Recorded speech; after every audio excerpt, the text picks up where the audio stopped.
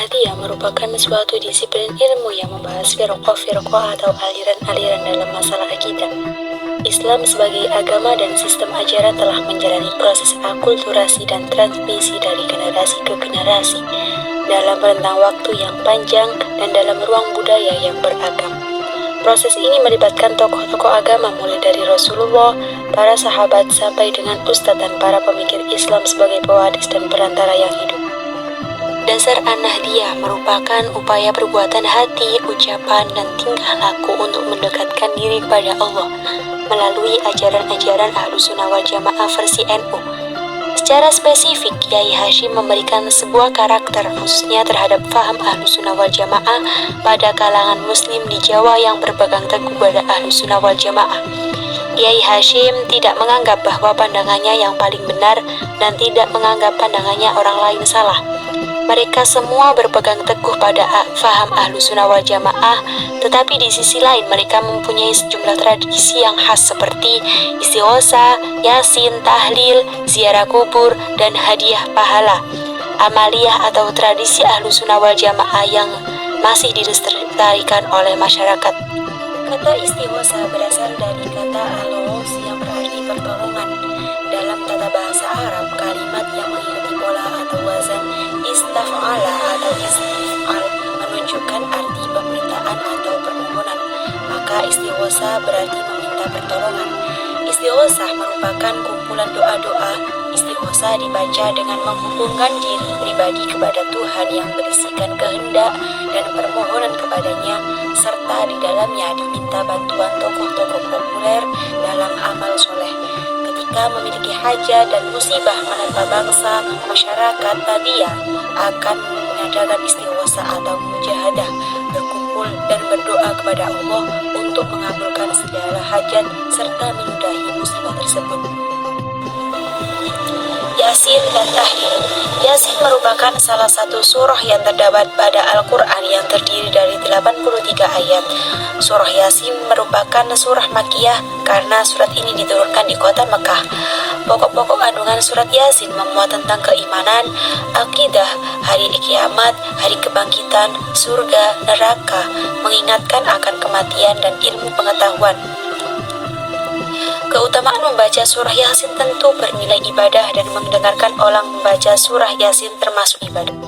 Acara Yasinan adalah budaya yang diadakan oleh sebagian masyarakat yang bernuansa keagamaan dan sebagai wadah silaturahmi yang diadakan sebagai kegiatan rutin. Dalam pelaksanaannya tidak jauh berbeda dengan majelis zikir, karena dalam praktiknya, dalam acara Yasinan tersebut diisi dengan zikir, membaca Al-Quran, membaca tahlil, tahmid, takbir, sholawat, dan sebagainya. Kemudian tahlilan. Tahlilan seakan telah mendarah daging di hati masyarakat luas, terutama di tanah air kita Indonesia. Secara umum dapat dipahami bahwa dua kata tersebut biasanya berkaitan dengan peristiwa kematian. Dinamakan Yasinan karena dalam praktiknya membaca surah Yasin dan tahlil. Tahlilan bisa disebut juga majelis al-zikir yang di dalamnya terdapat zikir dan doa untuk orang yang meninggal dunia. Tahlil menjadi sebuah istilah untuk menyebut rangkaian kegiatan doa yang diselenggarakan dalam rangka mendoakan keluarga yang sudah meninggal. Kegiatan ini sudah menjadi amalia warga NU sejak dulu hingga sekarang. Tahlilan adalah berdoa untuk bermunajat kepada Allah. Berkumpul untuk melakukan tahlilan merupakan tradisi yang telah diamalkan secara turun-temurun oleh mayoritas umat Islam di Indonesia. Ziarah kubur. Ziarah kubur merupakan tradisi yang telah melekat dengan kaum muslimin, khususnya warga Nahdiyin. Semua umat Islam mesti melakukannya, baik dilakukan setiap hari, seminggu sekali, setahun sekali, atau seumur hidup sekali. Ziarah kubur ialah mendatangi makam keluarga, ulama, dan para wali untuk mendoakan mereka. Biasanya dilakukan Kamis sore atau Jumat pagi. Aktivitas yang dilakukan berupa bacaan tahlil dan surah Al-Quran. Manfaat dari ziarah kubur ini adalah mengingatkan peziarah bahwa semua manusia akan mengalami kematian. Kegiatan ziarah kubur merupakan peninggalan pra-Islam yang tidak luntur oleh perkembangan zaman. di mana tradisi ziarah kubur diakulturasikan dengan nilai-nilai Islam dan disatukan dengan menjadi budaya yang kental dengan Islam melalui perpaduan yang meyakinkan tersebut dengan memakai doa, tahlil, dan sebagainya. Pada masa awal memang melarang umat Islam untuk melakukan ziarah kubur karena khawatir umat Islam akan menyembah kuburan. Setelah akidah umat Islam kuat dan tidak ada kekhawatiran untuk berbuat syirik, Rasulullah SAW membolehkan para sahabatnya untuk melakukan ziarah kubur.